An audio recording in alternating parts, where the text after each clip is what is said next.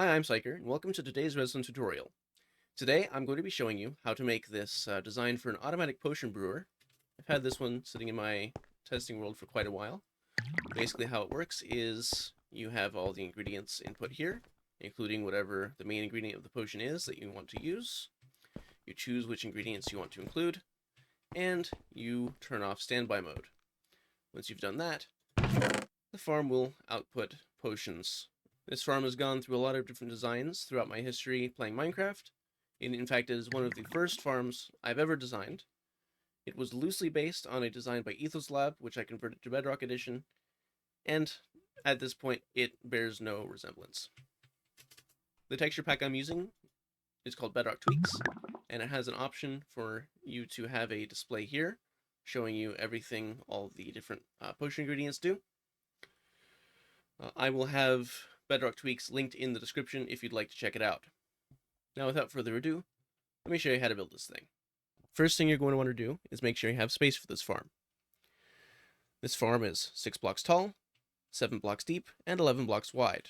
Also, 3 of the blocks of this farm's size are below floor level. The materials list is right here, as well as in the description, as well as in the pinned comment, as usual. There's also a world download in the description. The first thing we're going to place is the output chest.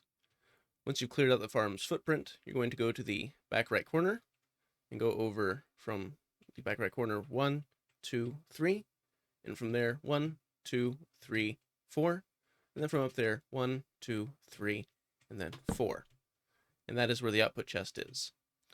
For simplicity, we're going to be building everything in relation to the output chest. Once you have the output chest, place a hopper feeding into the output chest, a brewing stand on that hopper, and a hopper feeding into the brewing stand. Then you're going to want to take 1, 2, 3, 4, 5, 6 hoppers, all in a line facing into the brewing stand. To the side of the brewing stand, you're going to want to put droppers facing up. 1, 2, 3, 4, 5, 6, just like that. And you're going to want to take observers out like this. So in this spot right here, make a line like that, and a line like that, so they're all facing like this. And you're going to remove that one.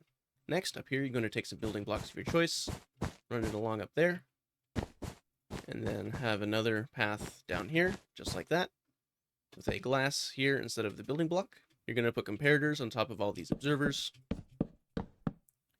and torches in front of all these blocks. You're going to continue this path out like this, and then bring it down over here, wrap it around just like that. Next, you're going to place more blocks here just like this, with a glass, and more blocks here. Going to have a block here, with a glass here and here. Next, you're going to place more blocks down here, sticking out just like that.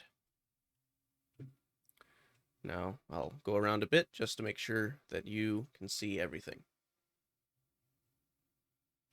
Once you have all that built, now it's time to actually place the redstone on all of these blocks. So you have redstone going along here, a repeater on 1 tick. You'll have redstone all along here, with a repeater here on 1 tick. You'll have redstone all along the bottom, just like that. And finally, you'll have a torch right here. In addition, don't forget, you want a target block right here. Next, you're going to place a comparator here and here, with redstone leading all around, just like that, and a block here to separate these two sections, and a redstone torch right there, just like that. Finally, you're going to take a sticky piston in front of that redstone torch, just like that, with a dispenser facing straight up. Inside this dispenser, you're going to want to put a powder snow. Once the circuit is all complete, now is a good time to put in water bottle storage. You're going to have a double chest there, and then you can just expand it upwards however much you like.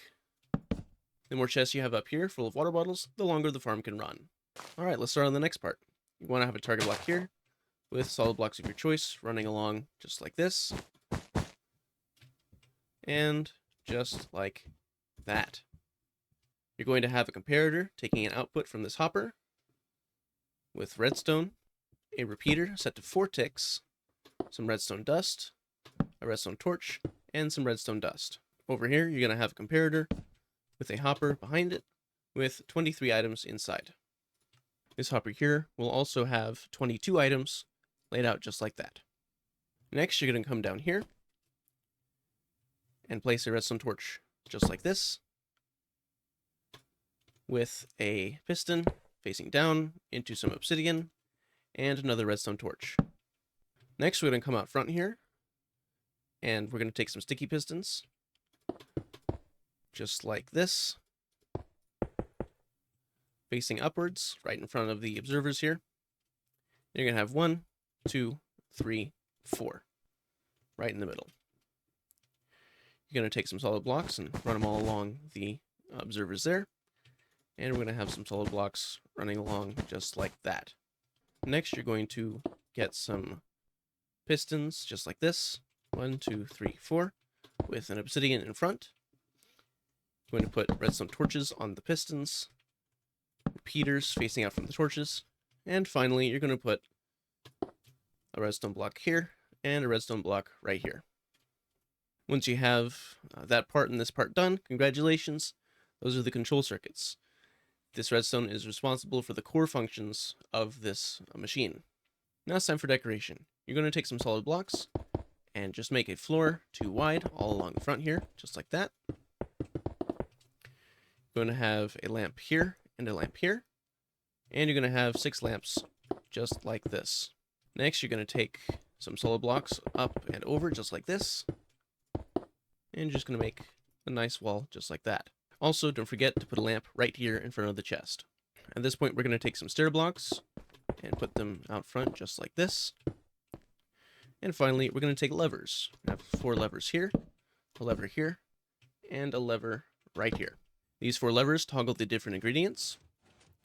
This lever toggles whether output is locked or not, and this lever toggles standby mode. Next, we'll put in signs and guides and stuff. So first, you're going to want to put item frames all along the top of these stairs, with nether wart in the first one, gunpowder in the second one, fermented spider eye in the third one, glowstone dust in the fourth, redstone dust in the fifth, and a brewing stand in the sixth. These are telling you what goes in each of these droppers. This dropper will be full of nether wart, this dropper will be full of gunpowder, this one will be full of spider eyes, this one will be full of glowstone, this one will be full of redstone, and this one will have whatever the main ingredient is in the potion you're trying to brew. Next, let's do some signs. I like to have a warning here, telling you not to have both redstone and glowstone on at once. I also like to have a sign here, telling you that the main ingredient belongs in this dropper. I like to have a sign here, telling you how to start the farm. And I like to have signs here and here, telling you what the lights are for. Finally, if you're planning on having this farm be able to hold more than 9 batches of potions, you're going to want to put an output. To do that, you're going to come over here and make sure you have a hopper line facing straight out the front, just like this. Once you have the hopper line out to here, you can send it anywhere you like. It could be to a basement area with a bunch of storage for your potions. You could have it go into an item elevator that goes up, and you could have your storage on the same level as the potion lab. Really, you could have it any number of ways. Now it's time to fill the droppers.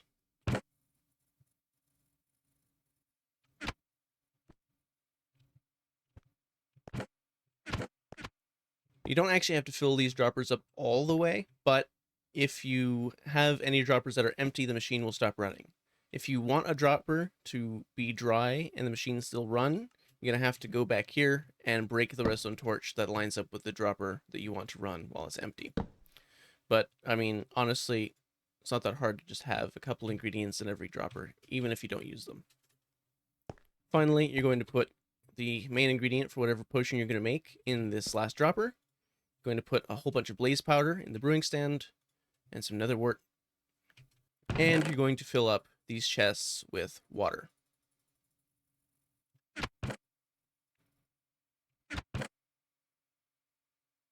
Note that because of the way the farm is built, when it's in standby mode, water won't flow in from the top, but while it's actually running, water will flow in from the top. Once you have everything filled up, all the ingredients, a single nether wart in the brewing stand, all the blaze powder in place, and all the water bottles in place, you're finally ready to start the farm. Lock this if you want everything to pile up in just this chest, and turn off standby mode. As you can see, bottles will automatically go into the brewing stand, and it will start brewing. The hopper above has the main ingredient, which will be followed by all the other ingredients that you might have selected. As you can see, none of these extra ingredients are selected, so there's only nether wart in the line. That nether wart will be the thing to make awkward potion for the next batch of potions. If you want to stop the machine, go ahead and turn on standby mode. The machine will still finish brewing the current potion, but it will not brew anymore. If the storage backs up so that this hopper is full, the machine will stop. If any of these are empty, the machine will stop. If the water bottles are empty, the machine will stop. And if it is in standby mode, the machine will stop. So really don't worry about leaving it alone. I can't think of a single way this farm could break while you're AFK. So really, as long as you have compatible ingredients chosen, so the farm won't clog up, you're free to leave this AFK for however long you like. And it will protect itself by shutting off if anything runs out. So yeah, that's the farm. I hope you liked it, and I hope you get a lot of good use out of this machine. If you did like it, make sure to subscribe so you can be notified when more tutorials just like this one come out in the future. Comment if you'd like to see a specific type of contraption come up sooner rather than later, and share it with your friends so they can build it too. Until next time, this is Psyker, signing off.